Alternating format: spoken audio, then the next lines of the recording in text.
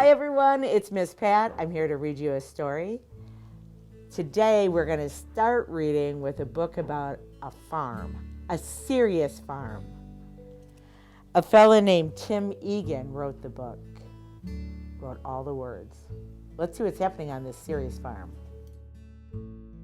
It is a serious farm. You can look and see how serious everybody looks. Oh, we're going to have to read and see what's making them all so serious.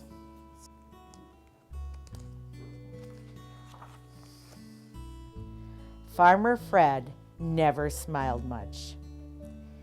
He wasn't a sad fella, just very serious.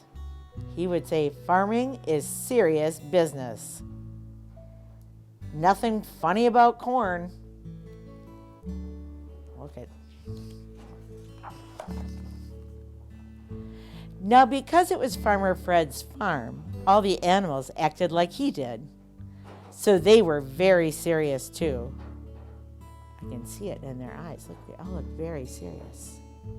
When he would say there's no humor in tomatoes, they'd all agree. The pigs, the cows, the horses, the chickens, the rabbit, the sheep, all extremely serious. Look at everybody. They have very serious faces on. Whoops, I skipped a page. Let me try it. They all have very serious faces. One night, Edna the cow, that's that one, said, "We've got to get Farmer Fred to laugh. I mean, it's okay to be serious, but not all the time. We need some laughter."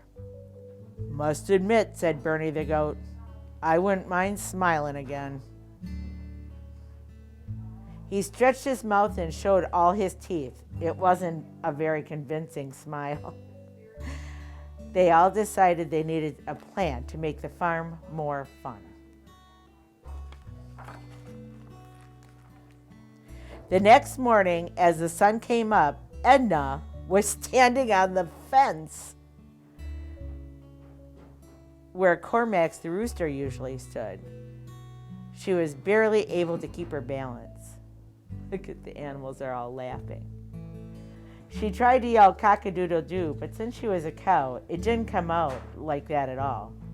It was the first time anyone had done anything funny in months, so it made all the animals laugh. I don't think I ever saw a cow standing on a fence. Farmer Fred looked out the window and said, "You're not a rooster," and shut the window and went back to sleep. Oh. "Wow," said Edna, "this is going to be tougher than I thought." That morning was serious as usual, with Farmer Fred saying things like, "Broccoli's no fun, and I never laugh at bell peppers." "Okay," said Edna to the others, "let's try another idea." I wonder what they're going to do. Oh my gosh. When Farmer Fred went to feed the pigs that afternoon, they started barking like dogs. Everyone thought it was hilarious. Look at them all laughing. But not Farmer Fred. "That's more weird than funny," he said, and he walked away. "All right," said Edna, "this isn't working. Let's try something new." They sneaked into the house, and they took some clothes from Farmer Fred's closet, and they put them on. It wasn't as easy as it sounds. Look, there's a chicken in a shoe, and a hat on a goat. That evening, as the moon lit up the field, Bernie rang the doorbell. Farmer Fred came out to the porch and said, "What in the world?" The animals were all dressed up in Farmer Fred's clothes. And they were dancing around. Look at them all dancing around. Look at the horse has sunglasses on. They were terrible dancers, which actually made it funnier. But Farmer Fred just said, "Better not get my clothes dirty." And he walked back inside without smiling. Uh-oh. This seems like quite a problem. But for the next 2 weeks, the animals tried everything they could to make Farmer Fred smile. a little, but nothing worked. Look, Edna was doing handstands, and there's animals in the tree, and chickens dancing. It got to be very discouraging. That means that they didn't think it was working. One night the animals met in the barn. Well, I don't know about you, said Edna, but I can't take it anymore. I have to live somewhere more fun than this. I'm leaving. They all agreed with Edna and they packed up their stuff, which wasn't much, and headed off into the night. Oh man, I wonder what's going to happen to the farm. The next morning, there was no sound of a rooster or even a cow. Farmer Fred looked outside and saw the animals were gone. Oh no, he said, all the animals are gone. Farmer Fred became sad immediately. Now, it's one thing to be serious, but it's another thing to be sad. And Farmer Fred didn't like the feeling at all.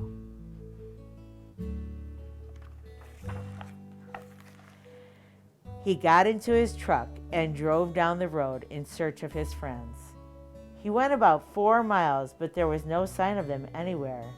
Then he heard some laughter in the distance. He followed the sound and saw the animals walking through the woods. Oh, there they are. I see them. He got out of his truck and walked into the forest and said, "What's going on here?" "We couldn't stand it," said Edna. "We've tried to cheer you up, but nothing works, so we're running away. Well, walking away." The other animals nodded in agreement. "Well, that's no way to solve a problem," said Farmer Fred. "You don't just leave.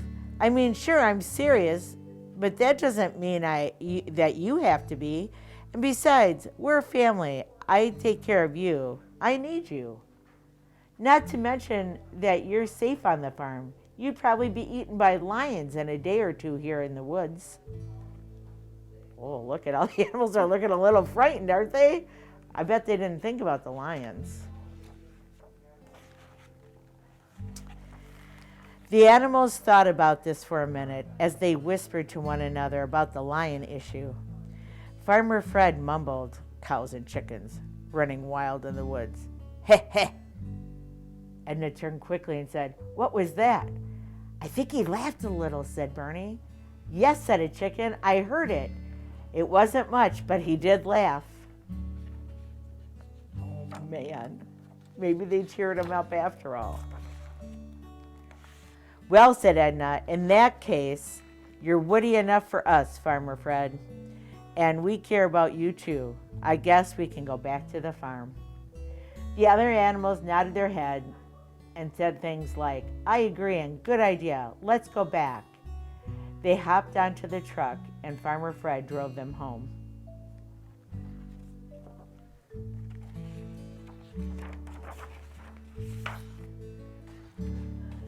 From that day forward, they were able to make Farmer Fred laugh a little more, especially by bringing up the idea of cows and chickens running wild through the woods. Still doesn't see anything funny about corn, though. The end. What a great story about animals and the serious farmer, Farmer Fred. I have another story to read to you. This one is about a love monster who loves to eat candy. The name of the story is Love Monster and the Last Chocolate. And Rachel Bright wrote this. All the words. This story, remember, it's Love Monster and the Last Chocolate. And Rachel Bright wrote the words. She was the writer of this story. And I bet she drew the pictures too. This monster, hello Love Monster, was just getting back from his vacation. Oh, look at his face. Look, he had a hat and a suitcase. And although it was a little bit exciting to be home, he was sad to leave his adventures behind him. But wait, what's this? A box of chocolates just sitting there, waiting to be found? Oh my gosh, this is so exciting. Oh, Love Monster couldn't believe it. You see, everybody knows that monsters seriously love chocolate. They love chocolate, especially this monster. Look at all the hearts. You can tell that means he loves them. His mouth started to water just thinking about what might be inside. Perhaps there'd be peanut butter crunch, or even an extra fizz banger sherbet, or maybe, just maybe, a double chocolate strawberry swirl, Love Monster's absolute favorite. I wonder what it's gonna be.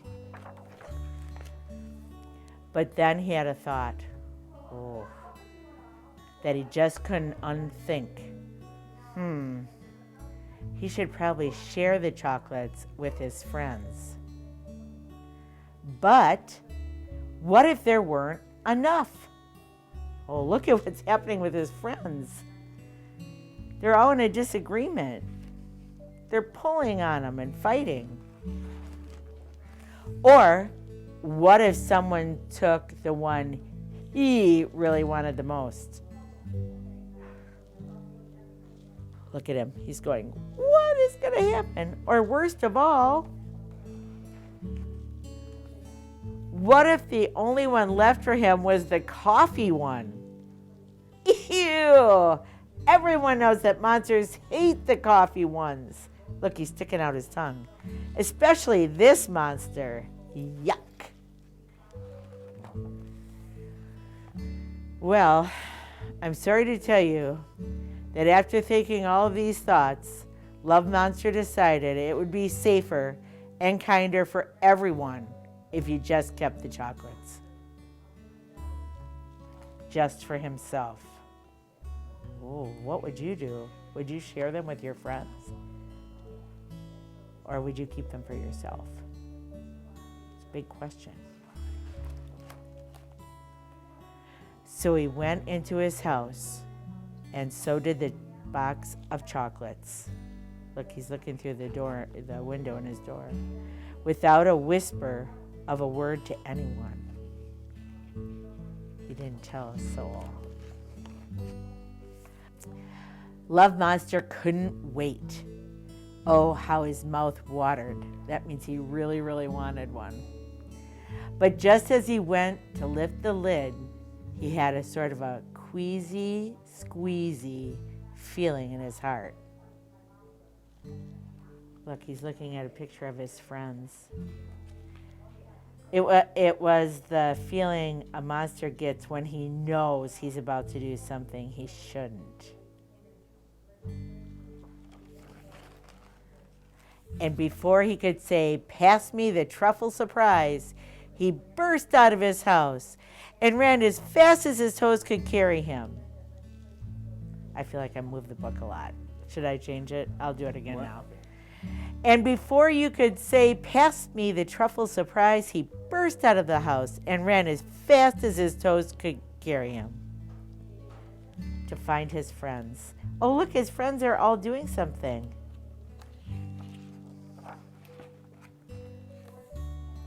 And when he did, in a very out of breath and a bit shouty voice, he said, I'll try to say it like he said, "I got back from my vacation and I found some chocolates and I was going to keep them all to myself, but then I realized I wanted to share them with you and I don't even want a single one." Well, maybe one. Look at his friends are all looking at him like, what's going on?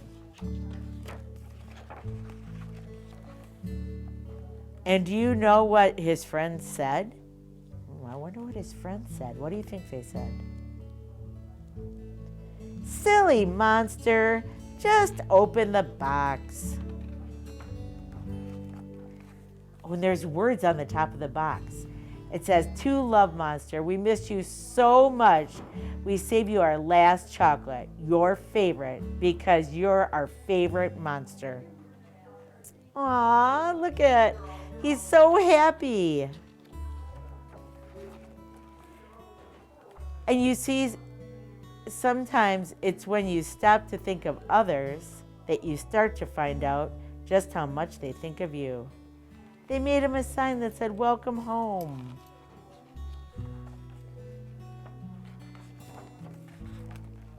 The end.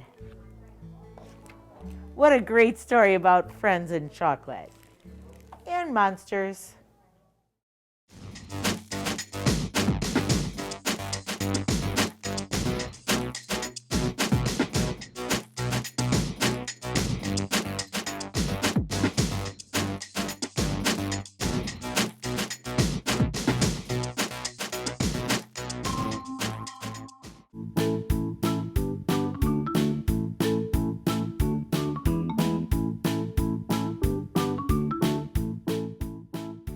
Welcome back, everyone. I have another story to read you.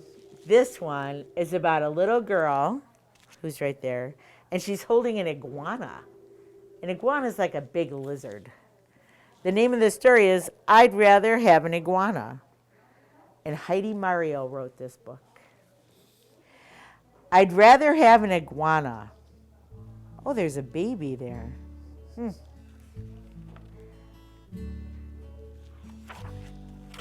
My mom and dad got a new baby. Oh, look, there's the baby.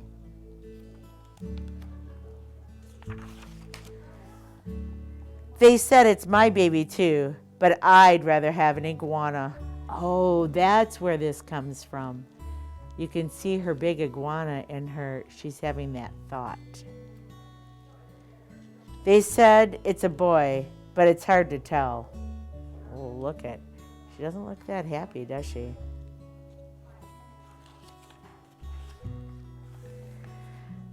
Mom says he looks like Dad, and Dad says he looks like Winston Churchill, whoever that is.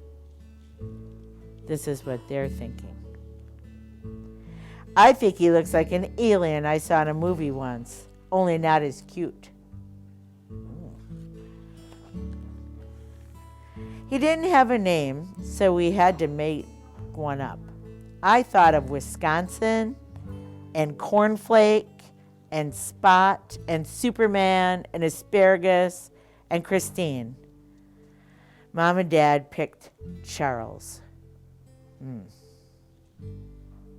Right now he sleeps in this basket thing in Mom and Dad's room. And when he gets bigger, he's going to sleep in a crib.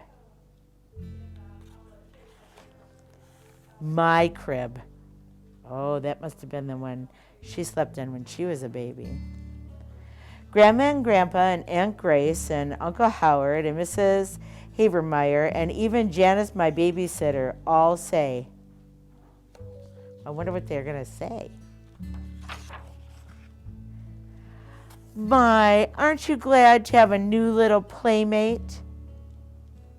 Oh, I say no. Look, she's really saying no.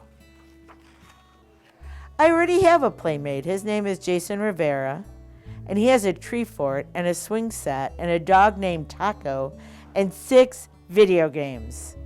And no baby. I think that maybe she doesn't want to have a baby. Brother. Mom used to do stuff with me all the time, like ride bikes and go to the playground and hunt for frogs in the swamp. But now all she does is feed the baby. Did you ever have a baby at your house? And change the baby. Oh, look, she's saying that smells. And walk around and around and around with the baby all day long. And all night long, too.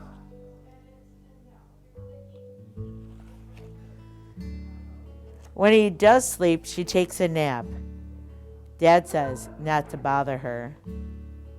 Dad does my hair and helps me get dressed and makes my lunch. He doesn't braid my hair right, and he puts too much mayonnaise in the tuna fish sandwich. And celery and onions too. Yuck. He got me a hamster though. Oh, look at the little hamster.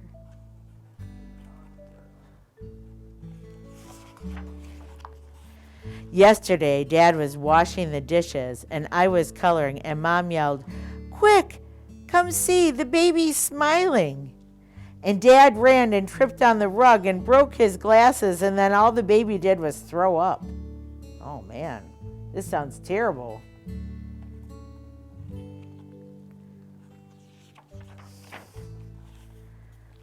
When I smile, everybody tells me to quit making faces. She's trying to smile like the baby. This morning, Mom and Dad were in another room, and I went in and looked at the baby. He was sleeping, but he woke up. He didn't cry. I touched his hand, and he grabbed my finger and held it very tight. He looked at me for a long time, and then he smiled. I think he's growing up because he looks cuter than an alien or even my hamster. He can have my crib. And you know what? He likes iguanas too. Oh, that's great news. Oh, and she's taking him for a walk in his stroller. The end. What a great book about iguanas and babies. Look at this book. It's about snow. It snowed outside at my house just the other day. So I wanted to talk about snow. And so did Yuri Shulevitz. He wrote this story. He drew some amazing pictures too. The name of the book is just Snow.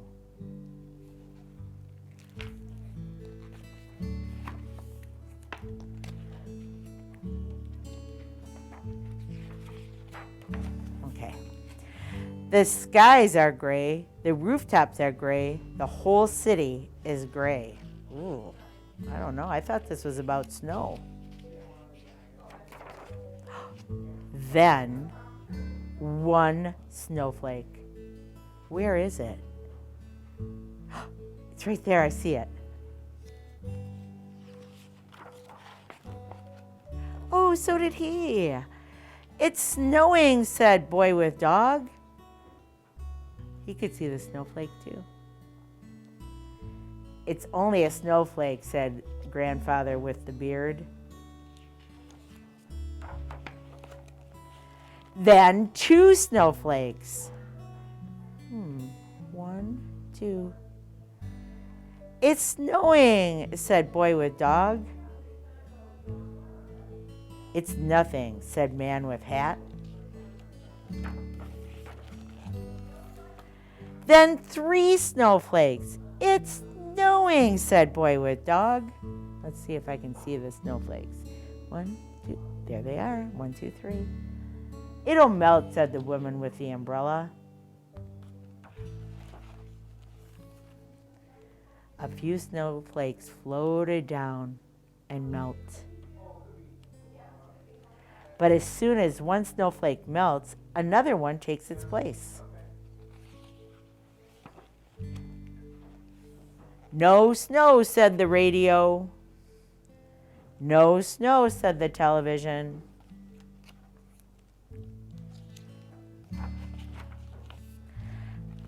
But snowflakes don't listen to the radio, and snowflakes don't watch television.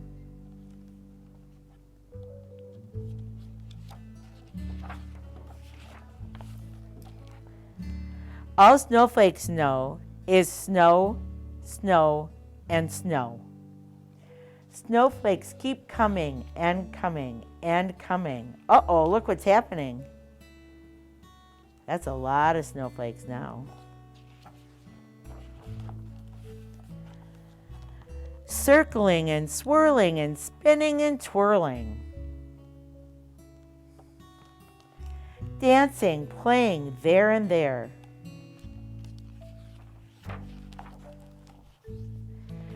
Floating, floating through the air, falling, falling everywhere. They are falling. Look, it's starting to collect on top of the roofs.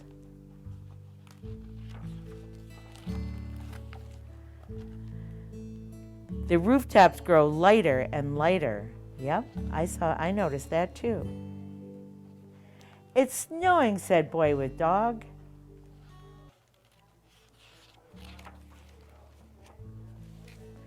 Oh my gosh, look at all that snow coming down.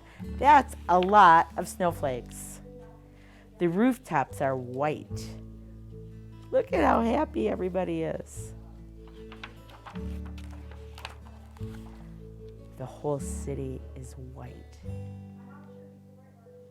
Wow, look, you can't even see the buildings anymore. Snow, said the boy. It did snow. The end.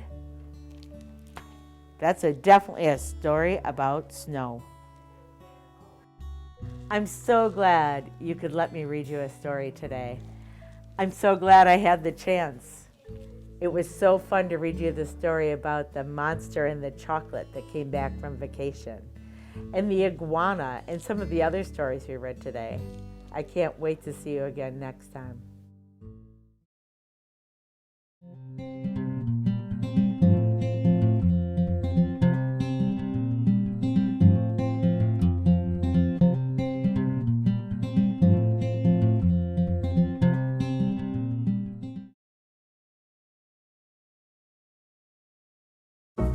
We here at OCTV cover the local events and government meetings of Oxford, Addison, and Leonard.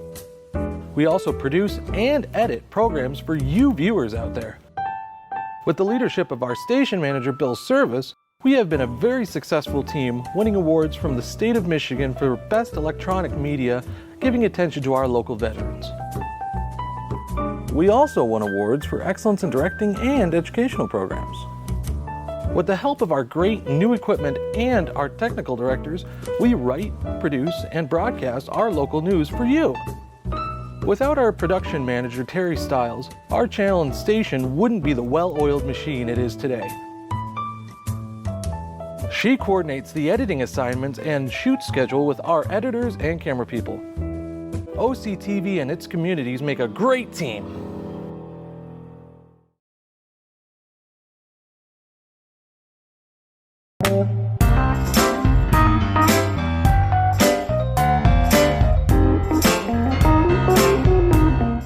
Catch us anytime on YouTube. Go to Oxford Community Television YouTube.